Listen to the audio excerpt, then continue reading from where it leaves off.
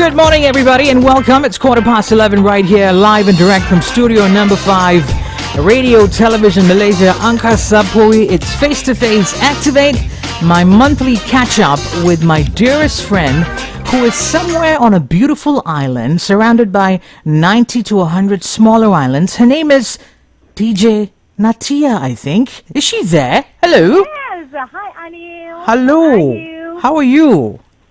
I'm doing good. How are you? I'm missing you. Yeah, I'm me missing too. Jimmy Djembe. Uh-huh. I'm missing Langkawi. So is Lisham, I tell you. Yeah, we miss you guys too. Oh, God. Yeah. And you know, for some reason, every time we both go on air together, we're dressed up according to the occasion. Uh-huh. We look pretty cool, isn't it? Yeah, we look really cool. Okay, so how's the weather then, Langkawi? Oh, gosh. How to say? Yesterday it was raining a little bit. Okay. Just a little bit, but it was really, really hot these days on the island. Ah. But we get a little bit of raining yesterday, but to tell you the truth, it's not helping at all. Yeah, you know what? Langkawi misses Anil and DJ Natia on Langkawi FM. That is what it's missing. Yeah. I think whenever you and I go on air, it's a bright sunny day in Langkawi. We should do this as often as we can, Natia.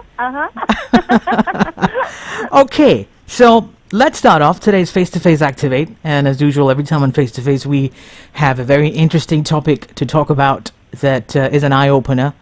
And speaking about eye-opening things, I got a question. Is there a place where all 8 billion people of us living on planet Earth can live happily ever after? It's a very bold utopian question, Natia. Yeah. But in the real world, we may have very different approaches to living without constant concern. Because we are always on the verge of urgency. We're actively Correct. building communities because we want to embrace this world's vulnerability, right? Nothing is certain. And climate change and environmental issues include in that as well. All right, and over in Angkasa Puri, we have Nabila Shohimi, Sustainability Program Manager, EcoKnights, and she will be talking about normalizing low impact lifestyle. Absolutely. She's the guest that I have in the studio, sitting right across me. This is my first time, but I'm told that she's no stranger to TRAXXfm. Nabila, welcome. Welcome to the studio. Welcome back, I should say. Thank you. Hi, Anil and also Natia. Nice to meet you. Nice to meet you Yeah. too. Natia would like to say something to Nabila. Yeah, hi Nabila, how are you doing today? Hi, Natia. I'm doing fine. How are you? I'm doing good. Okay, let's go. You know what? I miss Langkawi also. I've been to Langkawi a few times, and I'm like, I need to go to Langkawi again. Yeah, you should come back. When was your last visit there? Oh, 2021. Ah, Right after the pandemic. Right, It was lifted right. up at the ban. Okay. Yeah. My last visit was in 1999. And then fast forward many years later, I went there 2 weeks ago. It was absolutely amazing. Wow. Amazing. And what better way to you. Yeah, what better way to enjoy the island and to have good friends around you, Of right? course, It includes Lisham and Natia. Uh-huh. So, Nabila, let's jump straight into our discussion today. We're going to talk about normalizing low impact lifestyle. You're going to put it into perspective and explain things to us, give us a gist of that. So, what does normalizing low impact lifestyle mean to you personally, and how would you interpret this term? Okay, so basically normalizing low impact lifestyle is more about reducing impact on the environment by embracing responsible and some may say minimalist style of consumption, whereby we focus on the needs rather than wants. And to me, to be honest, personally to me, it's not just about reducing impact on the environment. It's actually to help. It's actually making informed choices that help us in terms of our physical health, our mental well-being, our financial stability, security, happiness. It's not just about environment. A lot of people mistaken it as about environment, but actually it's even bigger than that. Yeah, and some of the practices or the low impact lifestyle would include simple things like walking to the nearest cafe instead of just taking the car. It can also include recycling. We've got a lot of recycling points around here. It also includes things like remembering to switch off your lights or any electrical appliances that when you're not using. So these are actually very simple things, but of course we need to be informed of what are the choices that we can make. Low impact lifestyle can only happen when we know the right information and even get access to the tools that can help us to make this lifestyle. Yeah. So low impact essentially means lessening the burden on planet Earth, on Mother Earth, and increasing that burden onto us. So instead of driving, we walk. Right? We walk, but you see, we get healthier after Yes, that, right? absolutely. That's why it equals health impacts as well. Right. Natia. All right. How might communities and individuals, in your opinion, make low impact living practices more commonplace in people's daily lives? Right. Okay. I will speak from the perspective of EcoKnights as a impact-driven organization. So we've run a lot of engagement with different people. We work with different communities, individuals, and everyone's just different from each other in terms of our lifestyles, our mindsets, our beliefs and principles. So when we talk about making low-impact living practices, some may think that, wow, this is really something different, unheard of, or even jargon to them. So we encourage them to just start with small changes first. Start with the simplest thing that you can think of, right? Something that is relevant to you and you can do it very easily and consistently, because actually lifestyle means you do it consistently until it becomes a practice, part of your life. Right. So we encourage people to make small changes, and we don't encourage people to discriminate among each other. Everybody will have different lifestyle. Maybe Anil has a different lifestyle that can actually help the environment or your health. Natia has a different one. I have a different one. But in the end, we are all doing good stuff. No point of us saying like, oh, I'm doing the best, you're doing the something else, and So we don't encourage discrimination in lifestyle also. And of course, I want to share, like, because you mentioned about community. So communities play at a community scale. It's important to find people who are alike in terms of values. Right. What you believe in. One of the examples I can see is through our program Air Kita with SPAN, Suruhanjaya Perkhidmatan Air Negara, is that when we visited a mosque in PJ, it's called Masjid Jamik Sultan Abdul Aziz. They actually had the initiative to install smart water taps for when they take wudu. Right. Because actually, when we take wudu, that tends to water consumption tends to increase over there. So collectively, they want to actually educate the people who go to the masjid and take wudu using the smart water taps, and it can help to reduce the water consumption, because that's what smart water taps do. And they paste stickers and posters to educate people. So you can see that the community in the masjid itself is already learning to reduce water consumption through the Islamic value as well. Yeah, so that's an example that I can share of. Yeah. Okay, that's good. Okay. And since you touched on water, let's jump a little bit deeper and talk about water. Okay. Yeah, Nabila, they say water is the driving force of all nature. Yes. Right? Without water, you can't essentially think of a better way to sustain life on Earth. Human beings, animals, plants, everything relies on water. It's an essential component for sustainable living. Now, what part does technology actually play in helping people minimize the amount of water that we use daily? Because sometimes we take water for granted and we waste them. Technology apparently now, especially with AI and things like that, is making things better. That's your thoughts? Okay, so well, it's good that science and technology itself has started to be implemented in many of our products, especially in Malaysia also. I think maybe just not a lot of people are aware of it. I can share some on the smart water products that are being promoted by SPAN.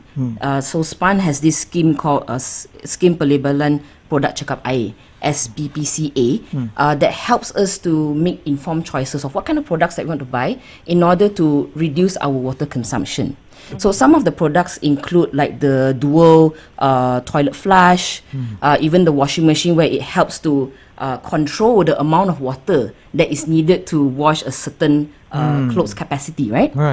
There's also the shower head. It helps to reduce the water pressure and whatnot, so it reduces the water amount that we use when we want to take a shower and whatnot. So these are actually some of the products that apply the technology. Right. And SPAN helps to promote it. And through this scheme, it also they also want to encourage the local producers to market it to our local people. Because most of this technology, we always think that, we have to buy from outside. But actually, we can buy from inside, in Malaysia itself, Right. at a cheaper price. And it's more practical for us, economic-wise as well.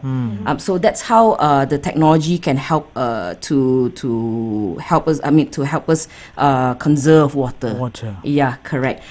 Maybe if I can talk about, how to say, the education and awareness, because technology, the application of technology, it comes hand in hand with education and awareness actually. Right. So that's where you can see like EcoKnights with our partners, either with ACTIV-8 Selangor or even SPAN, we come in and approach communities, the public, and educate them about this technology. Because sometimes the terms, when we use the terms in technology, are jargon. Right. So we believe that technology cannot stand on itself. We need to come in and give a little push in education and teach people like, hey, it's actually quite simple. You just need to follow this, do like this, go to which website or which producer and know that, okay, they are selling the smart water technology. Right. Yeah. I think because that involves re-educating a generation Correct. that has been so used to doing things traditionally. Yes. And then with the inception of technology, it requires some time, right, for you to reintroduce something to them. Yes, it gives the perspective of like, this is really complicated. Yeah, break that stereotype. Yes, isn't it? yes. Yeah. Yeah. I'm today speaking to Nabila Shohimi. She's a sustainability program manager for EcoKnights,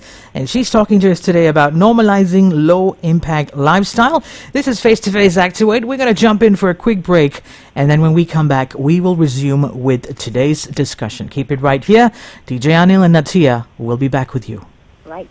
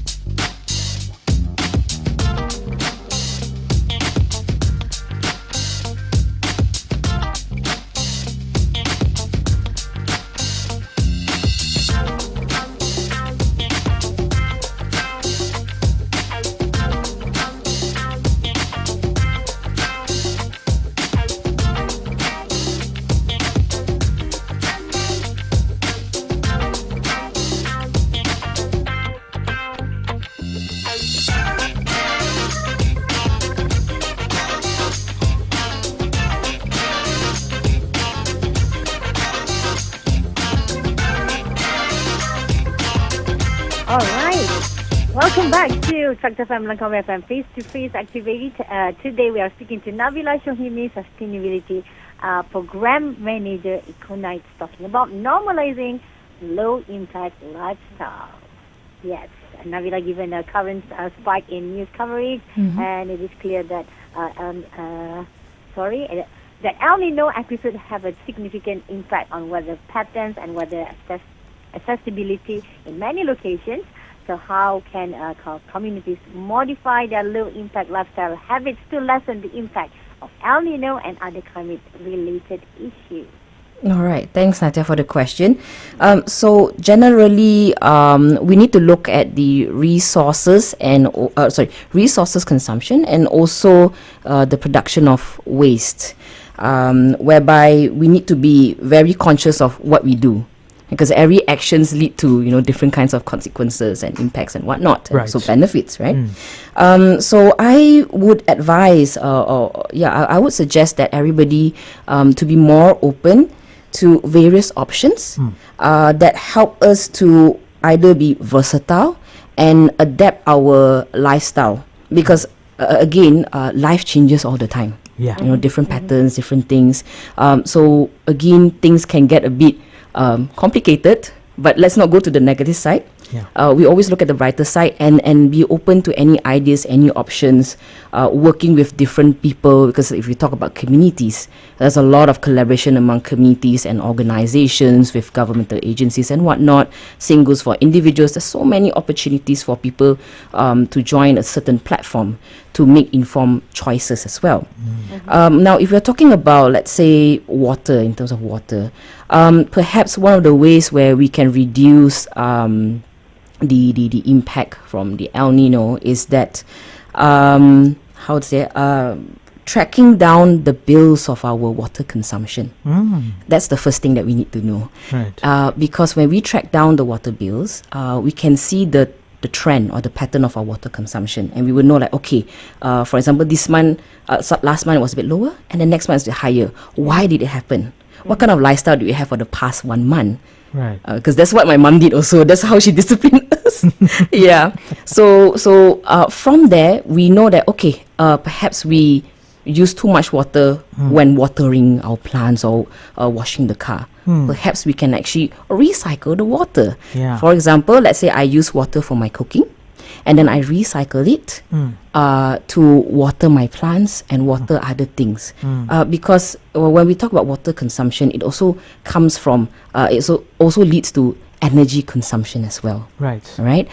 Same goes for energy. I mean, if you talk about energy, something simple like how long have we been stuck on our desk working on our laptops, switching on the charger all the time and everything, that leads to high electrical consumption. Right. Same goes for how we commute from our home to workplace or to any other places. Right now we've got multiple public transportation options as well. The MRT, there's also the MRT is also joining the monorail and different places. Again, this is applying to of course Kuala Lumpur lah, right, in this context. Other than that, it's also something like I think, speaking of energy, you can also track down through our electrical bills. Yeah. Yeah, taking example from my mom. Yeah. yes. Right. Speaking about that, water consumption, we often overlook these very minute things like, are we using, because I always wonder sometimes, because I actually thought about it when you were talking about it, when we flush the toilet bowl, maybe sometimes you think, isn't that too much of water just to flush down something in that? Yes. Or maybe, when you're watering the plants, sometimes you would think that, am I not pouring too much of water? Am I not giving my plants a little too much of water? But how much is enough? That's you don't know that. Yes. And that's why there are people like you to help educate us on that. And I think this also involves, like I mentioned, re-educating a generation. Correct. Creating a culture of low impact living, and that requires education and awareness. Just like what you're doing. Awareness, top up with policy making as well. I think also certain actions by certain actions and governance, not just by our governmental agencies, but even in like corporate, in workplaces, everyone has their own policies as well. So that actually helps to educate and get people into action. See, Nabila, you have bought into the narrative. So have we. So has Natia. So has everyone else. That's why we're having you in the studios. Right. Yeah.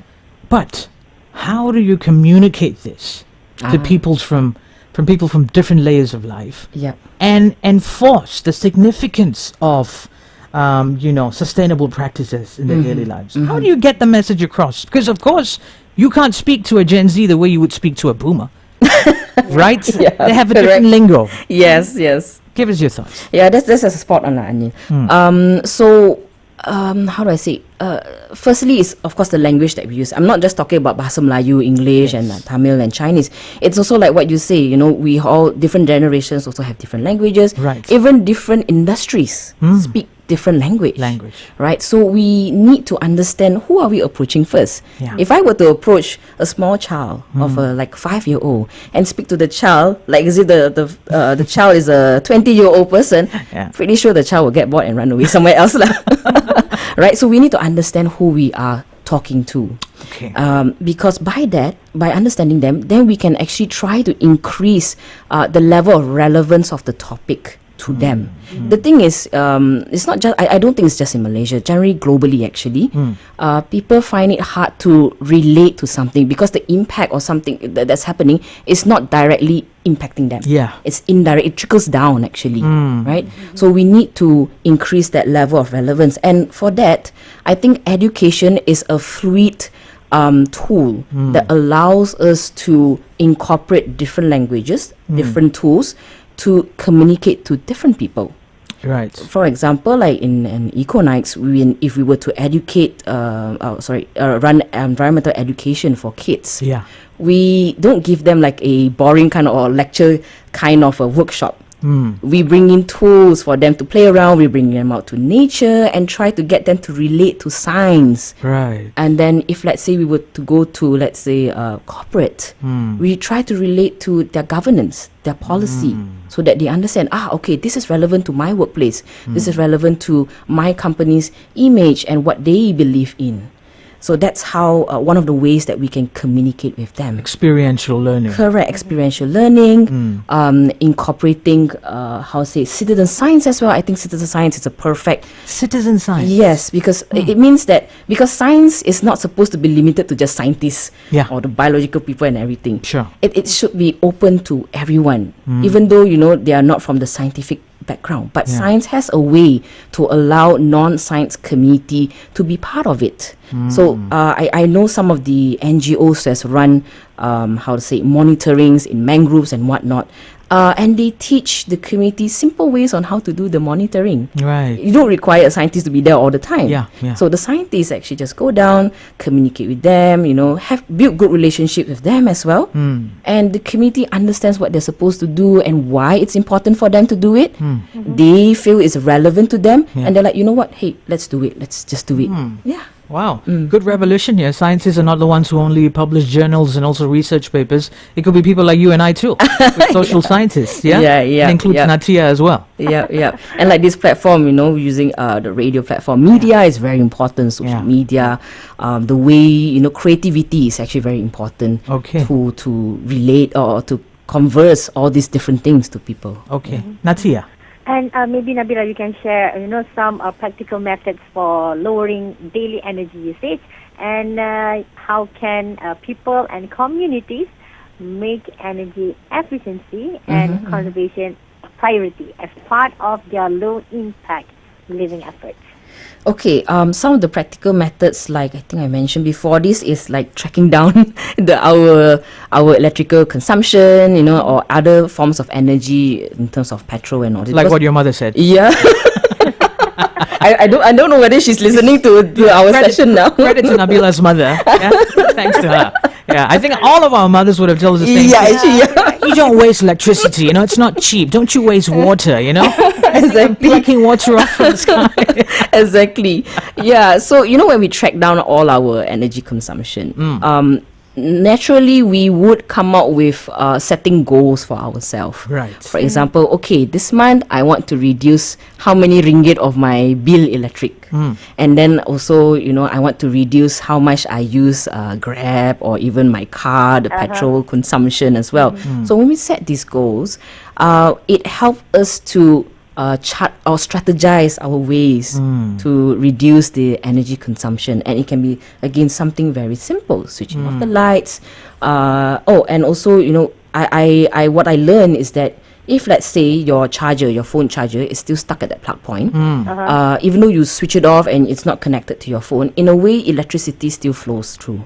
So you still consume electric. I So see. that's something that my mom taught me. My goodness, credits to my Wow. mom again. Lots of wisdom from your mother. Yeah, and also of course, I would give credits to other experts as well. Yes, of course. Yeah. Yeah, so when I heard about it, then I was like, hey, this is actually something that is, I've been absent-minded about it. So every time I switch off my phone, I just plug out the whole thing. Yeah. And, that's done. Yeah. Yeah. Right. So these are some of the practical ways. Of course, if we want to do together as a community or family or even in workplace, we need to look at what generally consumes a lot of energy in our area, right? For example, if let's say it's a community, they Yeah. feel that, okay, most of our people, they require to travel on their own to go to a clinic that they always go to Right. for their health checkup. Why not we come up with like a carpool kind of Okay. thing? Yeah, so that is also another practical method as well. Okay, okay. Interesting you brought that up because right now you see lots of major organizations incorporating SDG, Sustainable Development Goals as well, Yep. as part of the roadmap, sort of a Yes. blueprint for sustainability in the organization. And that's being looked at a corporate level. And maybe we can have a mini SDG at homes as well. Maybe Yeah. you guys can come up with a module that parents can incorporate with Correct. children. At home, schools, universities. Absolutely, absolutely. Today on Face to Face Activate, Anil on the mic and DJ Natia, we're speaking to Nabila Shohimi. She's a sustainability program manager for EcoKnights, and we're speaking about normalizing low impact lifestyle. Face to Face Activate, we'll take a quick break, and when we come back, we'll resume and wrap up this very interesting, revealing discussion.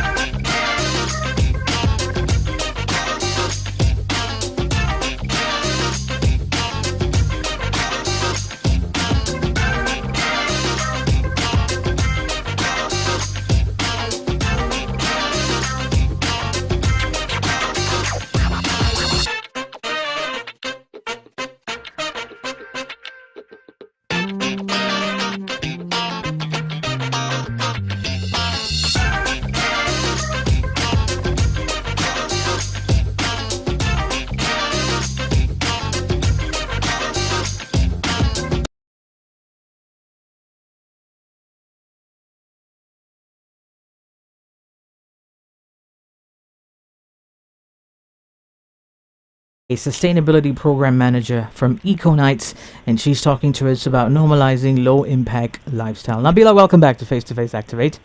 Now, how consumers actually behave affects the demand that there's out there for products and also services.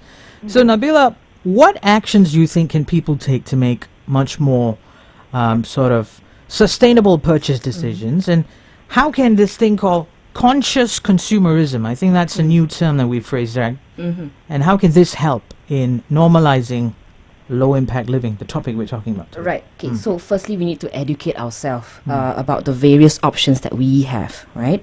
And these options include supporting local products. right? Because that would reduce a lot of energy consumption needed to import a certain product to Malaysia.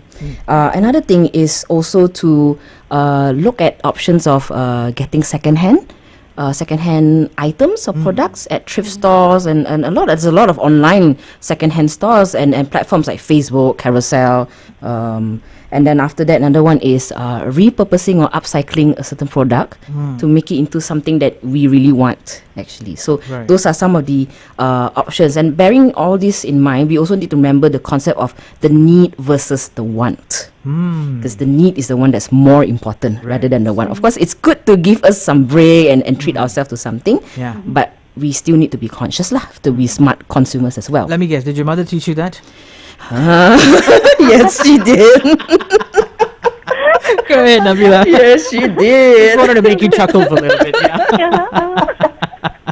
Okay. Yeah. Okay. Yeah. So so with smart and conscious consumerism, right? When we practice all these options, it will actually not. It won't discriminate or sort of end our manufacturers or producers. I actually really hope that it encourage and it challenges the producers and the manufacturers to improvise and integrate the concept of sustainability into their products instead. And I've seen many producers and manufacturers that accept the challenge, especially the ones in local. Yeah. And they manage to come out with good products. Right. So I think that shows the shift of the mentality, the mindset. It's not just about consumers, it's about everybody. Yeah, yeah. That was a thought that I once heard from one of the consumers. Why do you put the burden on the consumers to decide on things that are, environmentally friendly when the producers actually should be thinking of that? The manufacturers should be thinking of that, right? They will follow our demands. Yeah. Natia. Okay. And Nabila, where can the general public find out more about normalizing low impact lifestyle, and what can they do to achieve this? All right. Okay. So I think the general public can actually follow organizations either in sustainability field or environmental field, or even those who encourage smart and conscious consumerism and all these good lifestyles. Of course, one of them is EcoKnights, where I come from. You can visit us at EcoKnights.org.my. Follow us on Instagram. We normally run all sort of engagements, workshops, be it talks and whatnot. And also, actually, this coming week, we are also running our Kuala Lumpur Eco Film Festival.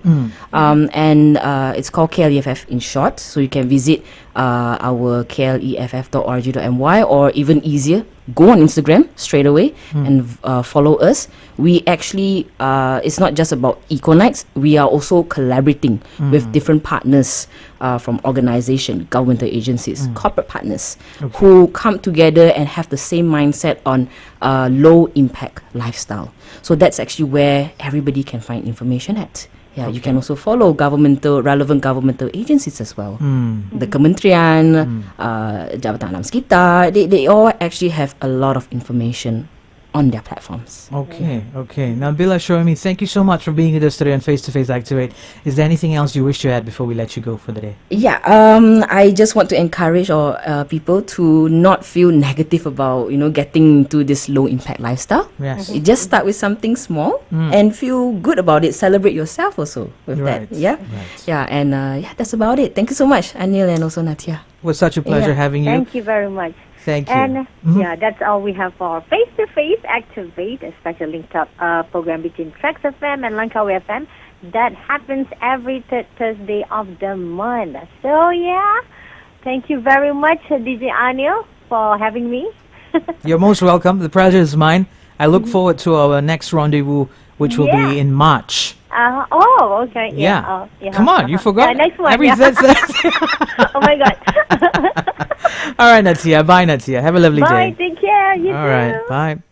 Okay, that was Face to Face Activate with DJ Natia and also Anil on the mic. We had a conversation with Nabila Shohimi on normalizing low impact lifestyle. If you missed out on this interesting conversation, worry not. You can catch a replay on our official Facebook page at TRAXXfm, or you can catch it replay as well via our official YouTube channel at TRAXXfm RTM. 10 minutes to the top of the hour, which means at 12 o'clock we'll be breaking away for the 12 o'clock news bulletin, and then right after that I'll be back for the third hour of Trax Momentum.